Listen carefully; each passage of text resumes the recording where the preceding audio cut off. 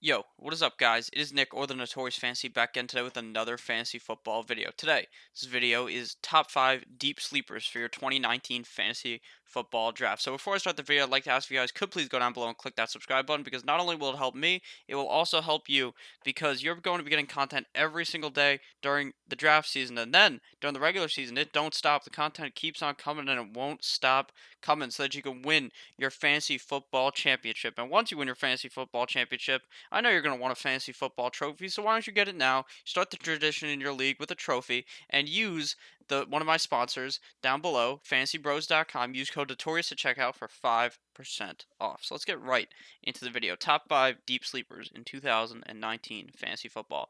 The first guy I want to talk about here is Justice Hill, Baltimore Ravens running back, ADP 12th round, pick 6 in a 12-team PPR type of format.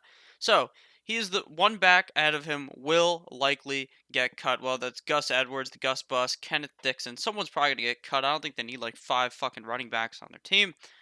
The offense is super run heavy, and they will use multiple backs. Now, right now, Mark Ingram is the number one back on the team, but he could easily get past, in my opinion. Hill could emerge as that running back one, like I said, past Mark Ingram. He had an amazing preseason showing 10 rushes for 49 yards and a touchdown. And that's pretty good for the amount of time he played. He really didn't play all that much, got 10 rushes, pretty much 50 yards and a touchdown. That's a pretty solid fantasy football game for only playing a little bit. Now, at the beginning of the season, you're not going to be able to really use him at all. You're going to just have him sit on the bench and hope that he does emerge and break out as a running back that you can play every single week as your flex, or potentially an RB2 if Ingram was to get hurt, or if Ingram was to get passed by Justice Hill as the RB1. So the second guy I want to talk about here is Tony Pollard, running back, rookie running back of the Dallas Cowboys. His ADP is the 12th round, pick 9. So this is completely irrelevant if Zeke reports to camp slash game one, signs, does whatever he has to do to get that money, and he shows up, then this pick's irrelevant. But right now, it's very relevant because the Cowboys have shown a lot of praise for Pollard from the beat reporters, and you can't really believe everything the beat reporters say. They'll tell you that Devontae Parker is going to be the best wide receiver ever in fantasy football, or the best wide receiver in the NFL ever. The Dolphins, that's what they do. They tell you that Devontae Parker's amazing. He's never amazing. So, not just the beat reporters, Dak Prescott also showed some praise for him, as well as Jerry Jones. Jerry Jones believes that he can carry the load. He had a great preseason game, 5 rushes for 42 yards and a touchdown. While Zeke is gone, he will be a solid flex option. And to build upon the Jerry Jones thing, Jerry Jones said, Zeke who? That's what he said. He said, "Fuck you, Zeke, you motherfucker. You can't come back, or you're not gonna come back right now." So we got Tony Pollard, someone that they believe in, someone that they picked, and has obviously shown that he could be the lead back on that team. Now, obviously, I don't think he'll necessarily be a workhorse like Zeke while Zeke is out. Alfred Morris will obviously be involved, but Alfred Morris is an old motherfucker. You don't want anything to do with Alfred Morris, and you want all to do with Tony Pollard. If you draft Zeke, you must draft Tony Pollard. The third guy on my top 5 list of guys you need to draft from the deep sleeper position all the way in the back of the draft is Mr. Joshua Allen. Average draft position, 14th round, pick 2. Now, he had 17.3 points per game last season. That's in 4-point per passing touchdown leagues. He had 89 rushing attempts in just 12 games. You figure he'd be maybe at about 120 if he was to play 16 games, maybe even more this season. He had 631 rushing yards from those games with 8 rushing touchdowns. So you think maybe he could go for 10 rushing touchdowns? Even 8 is still pretty good for a quarterback. And then he had 10 touchdowns to 12 interceptions last season. So he should be able to throw more touchdowns this year. You would think he's more put in with the offense. He's acute. Now, I don't even know what the word is, but he's more enthralled in the offense, or put into the offense, where he knows what to do. There's no more Nathan Peterman there to try to steal his job or some shit. And he got hurt in the middle of last season, but then came back. So like I said, he should be able to throw more touchdowns this year. He has that huge rushing upside. Rushing quarterbacks in fantasy football are indeed a cheat code.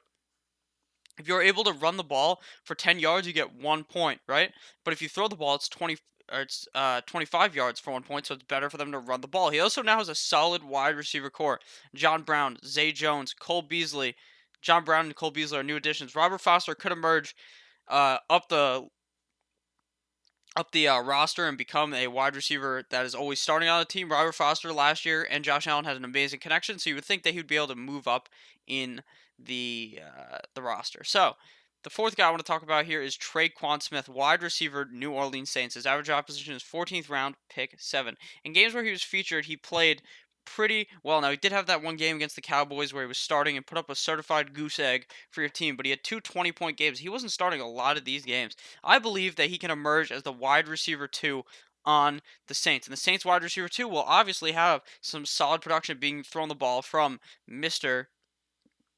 Drew Brees. Now, Ted Ginn has always been banged up. I think TreQuan Smith over the offseason will emerge as the wide receiver 2 on that team and have some solid value. Now, if you watch game 1 and he's irrelevant, he doesn't do shit, you just cut him. It's that easy. These guys, a lot of these guys you can cut. Josh Allen is really the only guy that I would stick into my lineup. So, the final guy is Kenny Stills. His average draft position is undefeated. I picked him in the 10th round of one of my drafts. He goes around from the 10th round back, but on Fantasy Football Calculator, there was no ADP for Kenny Stills. He apparently just wasn't getting drafted on there. So, one of the Dolphins wide receivers should definitely emerge this year, whether it's Stills, Parker, Wilson, one of those guys I would assume would be able to break out. So I think Stills would be that guy. Adam Gase held a lot of his production down of the players on that whole team by running such a slow-paced offense. They had such a slow pace of play. They weren't running very many offensive plays every single game. Now they have new coaches. Brian Flores coming as the head coach. In 2018, he had 9 fantasy points per game, which isn't something to rave home about. He scored 6 touchdowns, but he only had 64 targets last season. When if you're comparing to his last 2 seasons, we had 105 and 81 those past 2 seasons in 2017 and 2016, you would really think that this year he would get a bump up in targets. Now, it depends who the quarterback is. I think whether it's Fitzpatrick or Rosen, Kenny Stills could still flourish in this team. Now, the only thing to worry about is that he has some beef with the owner about kneeling, all of this stuff. And I don't know if that's going to impact Kenny Stills. I would hope it wasn't. I'm a Dolphins fan. Kenny Stills is a great wide receiver. And that's not only the reason why I like him. I typically don't even draft Dolphins wide receivers or Dolphins players in fantasy football. I just think that one of these guys will emerge. You can pick your poison. You might think Parker will emerge. Or maybe it's Albert Wilson, the fastest motherfucker in the game, you know? But that's just what I think. So, thank you guys all for watching the video. If you did end up enjoying, please go down below and click that subscribe button. It really means a lot to me. It's going to mean a lot to you because, like I said at the beginning of the video, you're going to be dominating your draft, dominating the regular season, dominating the postseason, and winning your beautiful fantasy football trophy that you can go get down below. FantasyBros.com. Code Notorious at checkout. Thank you guys all for watching. I love each and every one of you. We are almost at 600 subscribers. Maybe as you're watching this, we hit 600 subscribers. Who knows? It really does mean a lot. I love all of you guys. Goodbye.